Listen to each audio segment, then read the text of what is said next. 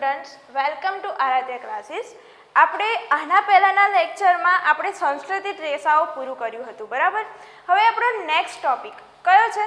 Plastic, બરાબર. એના વિશે શીખવાનું છે. તો પ્લાસ્ટિક એટલે શું?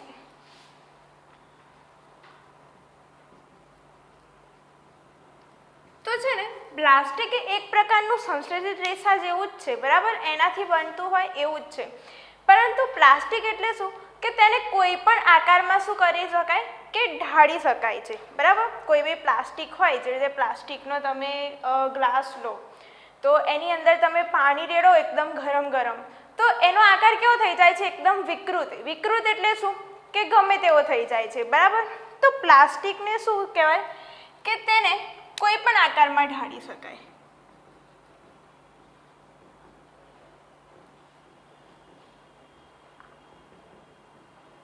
માં ઢાળી શકાય. હવે જો આકારના પ્રમાણે છે ને, એને બે પ્રકારની ગોઠવણી હોય. પ્લાસ્ટિકમાં બે પ્રકારની ગોઠવણી છે. કઈ કઈ બે પ્રકારની ગોઠવણી છે? તેની બે પ્રકારની ગોઠવણી છે.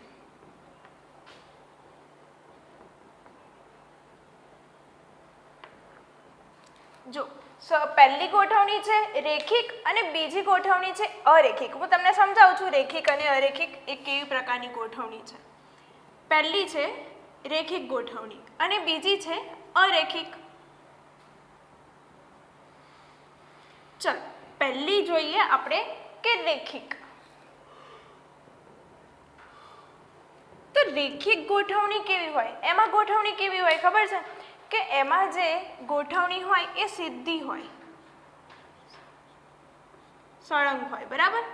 એક જોડે આ બીજી ગોઠવણી, ત્રીજા જોડે ચોથી ગોઠવણી. આ આપણે ક્યાં ગોઠવણી શીખ્યા હતા? પેલું પોલિમર અને પોલિએસ્ટર આના પહેલા, બરાબર. રેખિક ગોઠવણી એટલે શું કે જે ગોઠવણી એમાં સળંગ હોય, સીધી હોય, બરાબર, એક જ લાઈનમાં હોય. આ પ્રકારની ગોઠવણી કઈ છે? રેખિક ગોઠવણી. અને બીજી ગોઠવણી અરેખિક. એ ગોઠવણી કેવી હોય?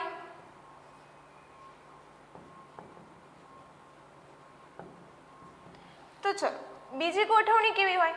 એમાં ગોઠવણી સળંગ તો હોય, પરંતુ એની આજુબાજુ ઉપર નીચે બધી જ પ્રકારે કેવી હોય? ગોઠવણી કરેલી હોય. બધી જ પ્રકારે એકમો શું કરેલા હોય? ગોઠવાયેલા હોય. જેવી રીતે કે આ સીધી ગોઠવણી તો છે જ, બરાબર. પણ એ ગોઠવણીની સાથે સાથે એના ઉપર નીચે આજુબાજુ બધી જ જગ્યાએથી પણ બીજી ગોઠવણી હોય.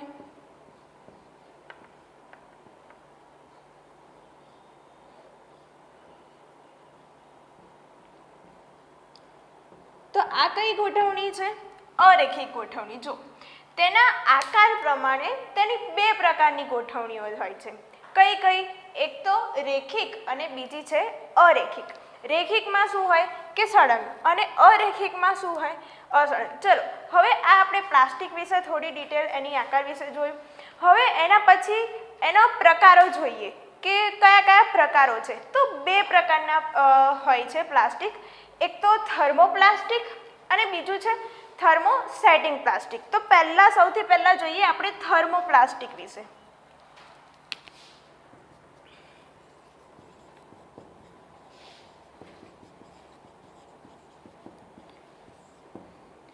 થર્મોપ્લાસ્ટિક એટલે શું? તો એવા પ્રકારના પ્લાસ્ટિક કે જેને આપણે એકવાર આકાર આપ્યા પછી તેનો આકાર આપણે બદલી શકીએ, બરાબર. જેવી રીતે કે કોઈ પ્લાસ્ટિક હોય, પ્લાસ્ટિકની વસ્તુ, અમુક પ્લાસ્ટિક જોજો કેવા હોય? એકદમ નરમ હોય. અને અમુક પ્લાસ્ટિક કેવા હોય? એકદમ કઠણ હોય, બરાબર. તો અમુક પ્લાસ્ટિકમાં કેવું હોય કે એને તોડીને, એને ગરમ કરી, એને પીગાડીને ફરીથી એનો બીજો આકાર આપી શકાય છે. એટલે અમુક પ્લાસ્ટિકમાં એનો આકાર આપી શકતા નથી. જેવી રીતે તમે જ ઉદાહરણ તરીકે લઈ લો કે કોઈ પ્લાસ્ટિકનો પ્યાલો છે, બરાબર. એને શું કરી શકાય? વિકૃત કરી શકાય. વિકૃત કરી શકાય એટલે શું કે એને ગરમ કરીને પીગાડીએ તો એ પ્લાસ્ટિક પીગળી જાય, અને પછી પીગળી જાય ને ત્યારે આપણે એને જેવો આકાર આપવો હોય બીજો એવો આકાર આપી શકાય અને જે બનાવવું હોય એ પ્લાસ્ટિકમાંથી એ બનાવી શકાય. પરંતુ અમુક પ્લાસ્ટિક એવા હોય ને કે જેને આપણે ગરમ કરીએ ને તો એ પીગળે નહીં, બરાબર, એ એવા ને એવા રહે. તો થર્મોપ્લાસ્ટિક એટલે શું કે જેને ગરમ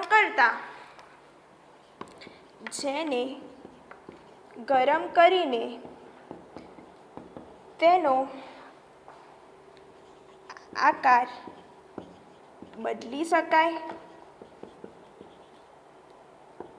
તેને પીગાળી શકાય. તો તેવા પ્લાસ્ટિકને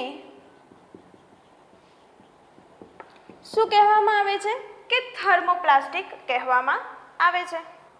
પછી એને બીજી રીતે વ્યાખ્યા પણ લખી શકાય કે થર્મોપ્લાસ્ટિક એટલે શું કે જેને ગરમ કરતા તૂટી જાય, બરાબર, અથવા તો જેને ગરમ કરીને એનો આકાર બદલી શકાય. તો તેને શું કહેવાય? તેવા પ્રકારના પ્લાસ્ટિકને શું કહેવામાં આવે છે? થર્મોપ્લાસ્ટિક. હવે આની ગોઠવણી કેવી હોય ખબર છે? રેખિક જેવી. થર્મોપ્લાસ્ટિકની ગોઠવણી કેવી હોય છે કે રેખિક જેવી. ગોઠવણી કેવી હોય છે?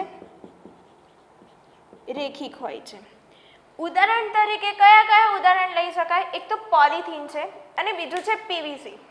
તો એના ઉદાહરણ લખીએ આપણે. ઉદાહરણ કયા કયા ઉદાહરણ છે? જો પોલિથીનને આપણે ગરમ કરીએ તો શું થાય છે? પીગળી જાય છે, બરાબર. તો પોલિથીન અને પીવીસી. હવે એનો ઉપયોગ ક્યાં આગળ થાય? આ બધા પ્લાસ્ટિકનો ઉપયોગ ક્યાં થાય? એક તો કાંસકા, પ્લાસ્ટિકના કાંસકા હોય છે, પછી રમકડા હોય છે પ્લાસ્ટિકના, એ બધા બનાવવા માટે થાય છે. તો તેનો ઉપયોગ ક્યાં થાય છે? ઉપયોગમાં લખી શકાય કે પ્લાસ્ટિકની જ કઈ વસ્તુ કે કાંસકા અને રમકડા જેવી વસ્તુ બનાવવા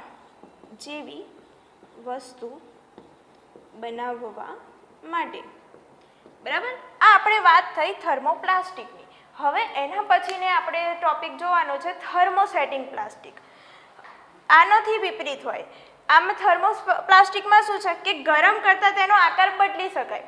થર્મોસેટિંગ પ્લાસ્ટિક એવું હોય, એ કઠણ હોય છે, એને ગરમ કરતાં વિકૃત કરી શકતા નથી, એને તોડી શકતા નથી, એનો આકાર બદલી શકતા નથી. તો એને શું કહેવાય છે કે થર્મોસેટિંગ પ્લાસ્ટિક. તો ચલો, થર્મોસેટિંગ પ્લાસ્ટિક કે થર્મોસેટિંગ પ્લાસ્ટિક એટલે શું કે જેને ગરમ કરતા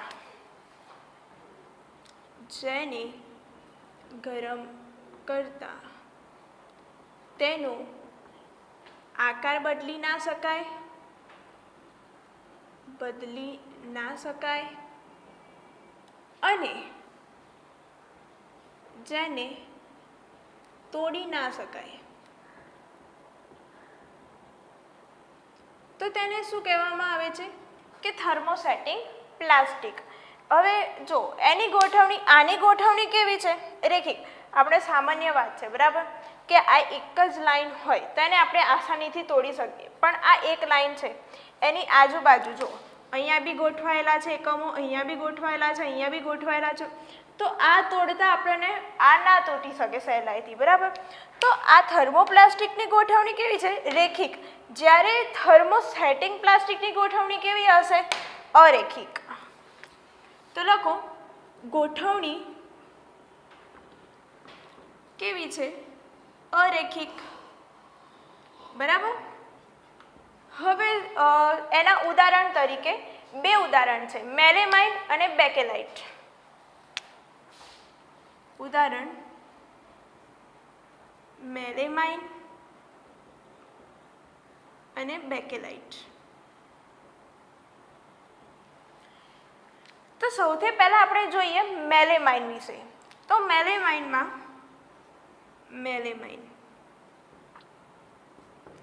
તો તે કેવું છે ખબર છે? તે વિદ્યુતનું અવાહક છે. વિદ્યુતનું અવાહક એટલે આપણે ચેપ્ટર 7માં બી શીખી ગયા, 8 અને 6માં બી શીખી ગયા કે વિદ્યુતના સુવાહકો અને વિદ્યુતના અવાહકો. સુવાહકો એટલે શું કે જેમાંથી વિદ્યુત પસાર થઈ શકે, એને શું કહેવાય? સુવાહક આપણે પ્રયોગ પણ આવ્યો હતો બરાબર, બેટરીવાળો કે જેમાંથી વિદ્યુત પ્રસાર થતો હતો તો લાઇટ ચાલુ થતી હતી. એમાં આપણે જોયું હતું કે વિદ્યુત સુવાહકો કોણ કોણ છે, વિદ્યુત અવાહકો કોણ છે. એમાં આપણે જોયું હતું કે પ્લાસ્ટિક એ વિદ્યુતનું અવાહક, એટલે કે જે અમુક જ પ્રકારના પ્લાસ્ટિકો હોય એ કેવું હોય છે, વિદ્યુતના અવાહક. તો મેલેમાઇન એ કેવું છે કે વિદ્યુતનું અવાહક છે.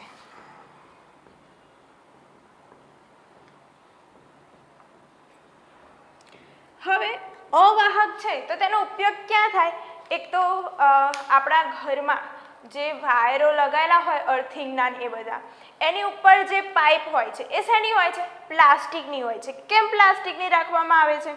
કેમ કે એ કેવું હોય છે? વિદ્યુતનું અવાહક હોય છે. જો એમાંથી કરંટ પસાર થાય, એમાંથી વીજળી પસાર થાય બરાબર, તો એ આપણને કરંટ ના લાગે એટલા માટે ઉપર શેનું રાખેલું હોય છે? પ્લાસ્ટિકનું રાખેલું હોય છે. તો તેનો ઉપયોગ ક્યાં થાય? એક તો વિદ્યુતની સ્વિચો બનાવવા માટે, વિદ્યુતની સ્વિચો બનાવવા માટે. હવે બીજું છે, આપણે જોઈએ બેકેલાઇટ વિશે બરાબર.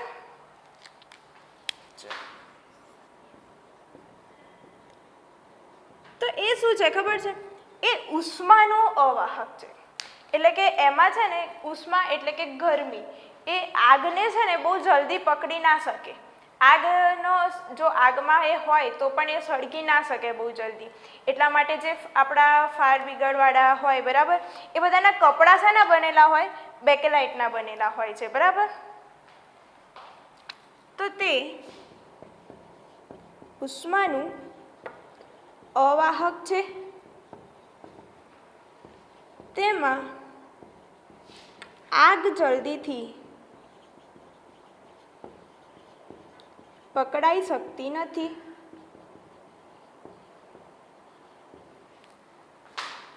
એટલે આપણા ઘરમાં જે પેલું રસોઈ બનાવવાના સાધનો હોય, એના જે પેલા હાથા હોય પકડવાના, એ શાના બનેલા હોય? આના બનેલા હોય છે બરાબર. તો વાસણોના હાથા, પછી ઉષ્મા અવરોધક કાપડ વગેરે બનાવવા માટે તેનો ઉપયોગ કરવામાં આવે છે. એકવાર આપણે રિવિઝન કરી લઈએ. જો આપણે પ્લાસ્ટિક વિશે વાત કરી તો એક પ્રકારનું સંશ્લેષિત રેસા જ છે, પરંતુ એને એકમોની ગોઠવણી પ્રમાણે બે પ્રકારમાં વહેંચી શકાય છે. કયા? એક તો રેખિક અને અરેખિક. રેખિકમાં સળંગ ગોઠવણી હોય, અરેખિકમાં સળંગ ગોઠવણી હોતી નથી. પછી આપણે બે પ્રકારના પ્લાસ્ટિક જોયા, થર્મોપ્લાસ્ટિક અને થર્મોસેટિંગ પ્લાસ્ટિક. થર્મોપ્લાસ્ટિકમાં શું જોયું કે એને વિકૃત કરી શકાય, એને તોડી શકાય બરાબર, એને ગરમ કરીને પીગાળી શકાય. એનો ઉપયોગ જોયા અને એના ઉદાહરણ જોયા. એના પછી આપણે જોયું થર્મોસેટિંગ પ્લાસ્ટિક. એમાં શું જોયું કે એને આપણે સરળતાથી તોડી શકાતો નથી, એનું વિકૃત થતું નથી બરાબર. એમાં આપણે બે પ્રકારના ઉદાહરણ જોયા, મેલેમાઇન અને બેકેલાઇટ. મેલેમાઇન એ કેવું છે? વિદ્યુતનું અવાહક છે. આ પણ ઉષ્માનું અવાહક કહી શકાય બરાબર, ઉષ્માનું અવાહક. ક્યાં ઉપયોગ થાય? કે વિદ્યુતની સ્વિચો બનાવવા માટે. પછી બેકેલાઇટ છે, તે કેવું છે? ઉષ્માનું અવાહક એટલે કેવું કે અગ્નિ અવરોધક. એનામાં અવરોધક એટલે કે એના પર અગ્નિની અસર થતી નથી, તેમાં આગ જલ્દી પકડાઈ જતી નથી, એટલા માટે પેલા અગ્નિ અવરોધક કપડાં બનાવવા માટે. પછી ભોંય તળિયાની ટાઇલ્સ બનાવવા માટે પણ વપરાય.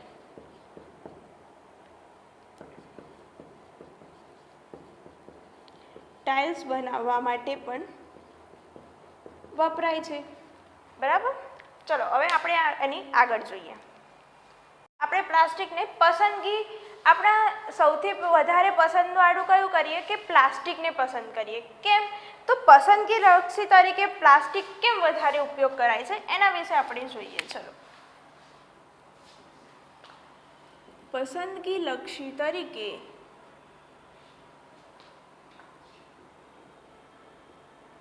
પ્લાસ્ટિક કેમ તેનું પસંદ કરવામાં આવે છે? આપણા ઘરમાં જોજો, રસોડામાં મમ્મીના રસોડામાં જઈને તમારે જોવાનું કે સૌથી વધારે ડબ્બા હોય એ શેના હોય છે? પ્લાસ્ટિકના હોય છે, બરાબર? કેમ પ્લાસ્ટિકના હોય છે એ ડબ્બા?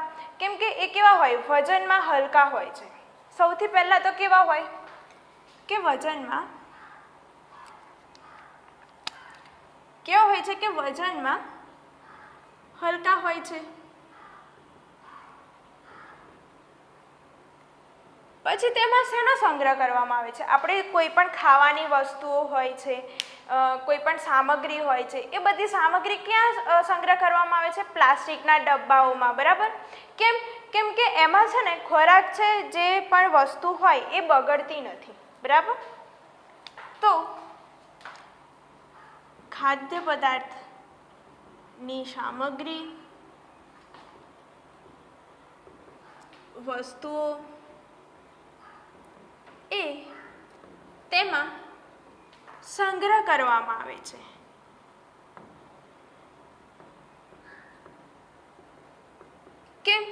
કેમ કે તેમાં વસ્તુ બહુ જલ્દીથી બગડતી નથી. કેમ કે વસ્તુ જલ્દીથી બગડતી નથી. કેમ જલ્દીથી બગડતી નથી? કેમ કે પ્લાસ્ટિક છે ને એ બિન પ્રતિક્રિયાશીલ છે. કેમ બિન પ્રતિક્રિયાશીલ છે? લખો. કેમ કે પ્લાસ્ટિક એ બિનક્રિયાશીલ છે. હું સમજાવું છું. બિનક્રિયાશીલ એટલે શું? જે તે લોખંડ હોય, બરાબર? લોખંડ એ હવાના સંપર્કમાં આવે, આપણે તમારા ઘરમાં લોખંડના દરવાજા હોય એ જલ્દીથી કાટ ખવાઈ જતા હોય છે. કેમ કે એ હવાના સંપર્કમાં આવે છે, એને એ પ્રક્રિયા કરે છે, એ કેવા બને છે? ક્રિયાશીલ બને છે. જ્યારે પ્લાસ્ટિક હવાના સંપર્કમાં આવે ને ત્યારે કોઈ પ્રકારની ક્રિયા કરતા નથી. એટલા માટે એને શું કહેવામાં આવ્યું છે? કે એ બિનક્રિયાશીલ છે, બરાબર? તે હવાના સંપર્કમાં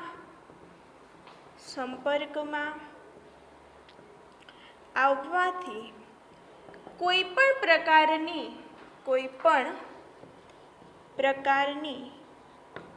ક્રિયા દર્શાવતા નથી, એટલે કે ક્રિયા કરતા નથી. તેના ઉપર શું કે કાટ લાગતો નથી, તેમાં કાટ લાગતો નથી. કાટ લાગતો ના હોય એટલે લાંબા સમય સુધી ટકી રહે છે. તેથી તે લાંબા સમય સુધી ટકી રહે છે. એટલે કે તે કેવા છે? ટકાઉ છે. જો આમાંથી આપણને કેટલા બધા ગુણધર્મો જોવા મળ્યા પ્લાસ્ટિકના. તો આપણે આખું અલગથી જોઈએ કે પ્લાસ્ટિકના ગુણધર્મો કયા કયા છે. પ્લાસ્ટિકના ગુણધર્મો તો તમને જે મુદ્દા યાદ આવે એ રીતે લખો. આપણે શીખી જ ગયા આગળ, બરાબર? પ્લાસ્ટિકના ગુણધર્મો. તો સૌથી પહેલાં આમાંથી શોધી રાખો તો કે તે કેવું હોય છે? ટકી રહે છે. એટલે સૌથી પહેલાં ગુણધર્મ કેવું છે? કે તે ટકાઉ હોય છે. તે ટકાઉ હોય છે. તે કેવું હોય? આમ વજનમાં કેવું હોય છે ખબર? પ્લાસ્ટિક કેવું હોય વજનમાં? એકદમ હલકું હોય. તમે પ્લાસ્ટિકની ડોલ ઉચકો અને લોખંડ અથવા તો સ્ટીલની ડોલ ઉચકો તો તમને શેનું વજન સૌથી ઓછું લાગે? કે પ્લાસ્ટિકનું. તો તે વજનમાં હલકું હોય, બરાબર? અને આમ વજનમાં કેવું હોય છે? વજનમાં હલકું હોય છે. એના પછી આમાંથી જો તે કેવું છે? બિનક્રિયાશીલ છે, બરાબર? તે બિનક્રિયાશીલ છે. પછી બીજું શું? જો બિનક્રિયાશીલ હોય એટલે કે શું? કે તેને કાટ લાગતો નથી. નહીં, કાટ લાગતો નથી. પછી આની પહેલા આપણે જોઈ ગયા પ્લાસ્ટિકમાં થર્મોપ્લાસ્ટિક, બરાબર? તો તેને કોઈ પણ કદમાં અથવા તો કોઈ પણ આકારમાં ઢાળી શકાય છે. તો તેને કોઈ પણ કદમાં કે આકારમાં ઢાળી શકાય છે. પછી તે કેવા હોય, ધાતુઓ કરતાં કેવા હોય છે, સસ્તા હોય છે. ધાતુઓ કરતાં સસ્તા હોય છે. અને આપણે પ્લાસ્ટિકના સામાન જોઈએ તો કેવા અલગ અલગ કલરના હોય, બરાબર, વિવિધ રંગના જોવા મળે છે. તો એને વિવિધ રંગોમાં રંગી પણ શકાય છે. વિવિધ